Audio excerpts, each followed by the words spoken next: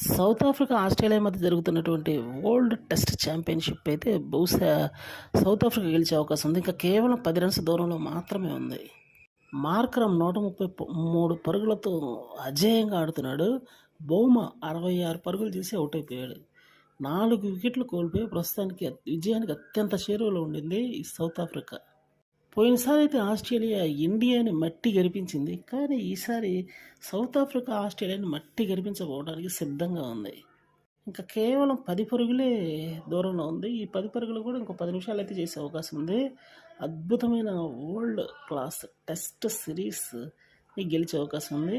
ఎందుకంటే ఇప్పటివరకు ఏ టోర్నమెంట్ వరల్డ్ క్లాస్ టోర్నమెంట్ గెలవలేనటువంటి సౌత్ ఆఫ్రికా ఇప్పుడు ఖచ్చితంగా ఇది గెలవబోతుందని చెప్పాలి. అదే టెస్ట్ ఛాంపియన్‌షిప్ మాత్రమే గెలుస్తుందని చెప్పాలి. ఇది మాత్రం నిజంగా ఒక చరిత్ర సృష్టించినట్టు అవుతుంది సౌత్ ఆఫ్రికాకి.